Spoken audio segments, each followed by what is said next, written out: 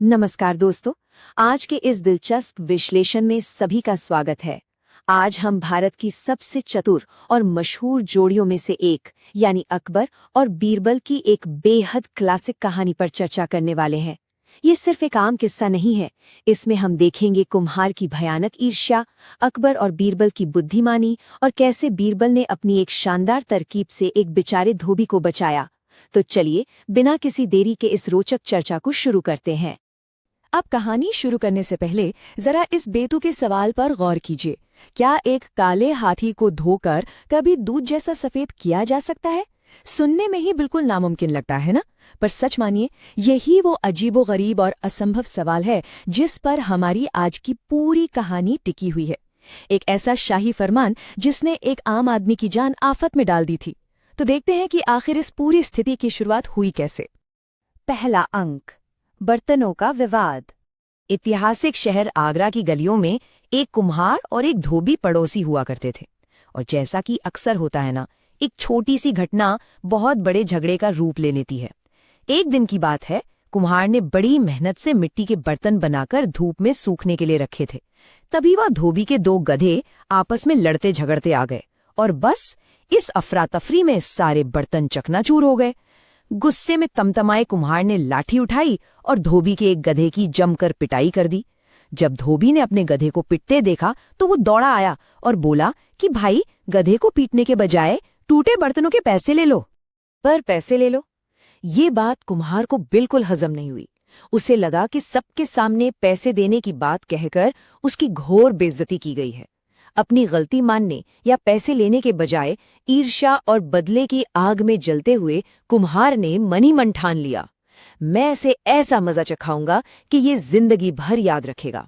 और वैसे यहीं से उसने एक बहुत ही खतरनाक साजिश रचने का फैसला कर लिया। चलिए अगले अंक की तरफ बढ़ते हैं। एक चालाक और असंभव साजिश।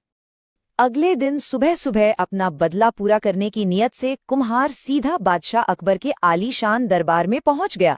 उसने अकबर को उकसाते हुए एक झूठ कहा, जहां पना फारस के शाह के हाथी दूध की तरह सफेद हैं। उसने बादशाह को बातों में उलझाते हुए आगे कहा कि लोग कहते हैं कि हमारे यहाँ के हाथी तो बिल्कुल काले और गंदे हैं।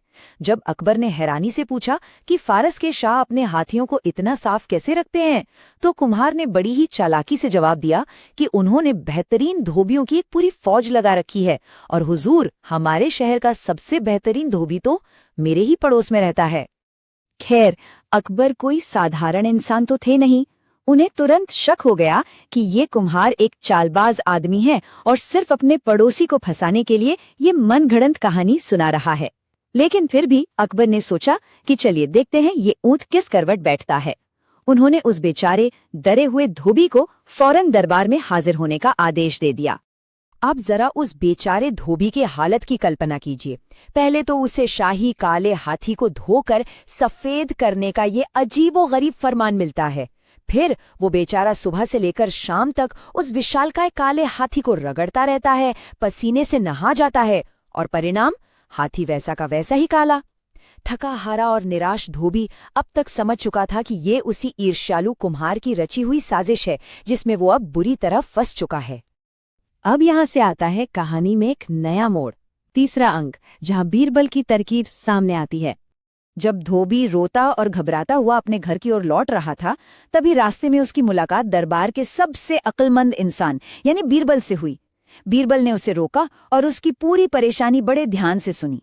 फिर बीरबल ने उस असंभव समस्या का एक शानदार हल निकाला और धोबी के कान में एक बहुत ही गुप्त योजना फुसफुसाई।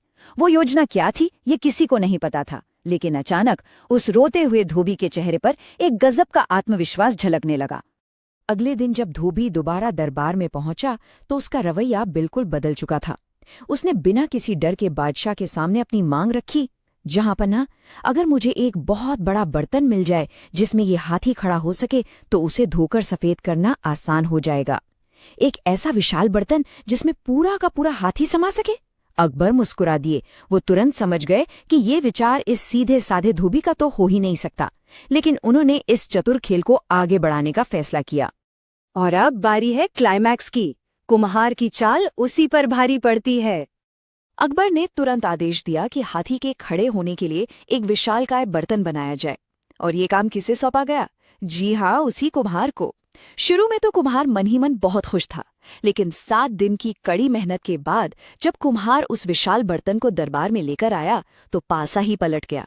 कुछ ही पलों बाद जैसे ही भारी भरकम हाथी ने उस मिट्टी के बर्तन में अपना पैर रखा, तुरंत ही वो बर्तन चकनाचूर हो गया। हाथी का वजन एक मिट्टी का बर्तन भला कैसे सह सकता था? कुम्हार का खुद का बिछाया हुआ जाल उसी पर भारी पड़ गया था। इसके बाद अकबर ने गुस्से का नाटक करते हुए कुम्हार से तुरंत दूसरा बर्तन लाने को कहा।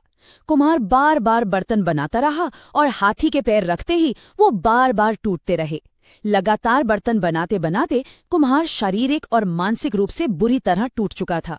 आखिरकार उसे अपनी भयानक ईर्ष्या और गलती का एहसास हुआ और वो रोते हुए बादशाह के पैरों में गिर पड़ा और माफी मांगने लगा। इस पूरी घटना का निष्कर्ष और एक बड़ा सबक।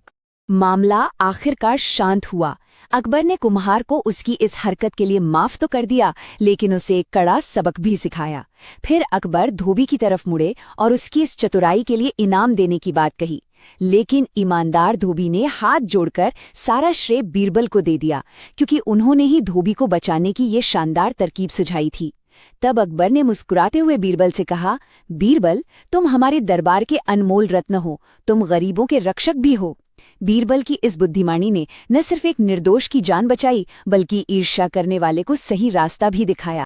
तो दोस्तों, इस दिलचस्प प्रस्तुति से हमें क्या सीख मिलती है? जाते जाते जरा इस विचारोत्तेजक सवाल के बारे में सोचिए। अगर कोई किसी दूसरे के लिए गड्ढा खोदता है तो क्या वो हमेशा खुद ही उसमें गिरने के लिए अभिशप्त नहीं होता? कुम्हार की ईर्ष्या ने अंततः उसे ही परेशानी में डाल दिया। उम्मीद है कि अकबर बीरबल की यह बुद्धिमानी और हमारा यह विश्लेषण सभी को बेहद पसंद आया होगा।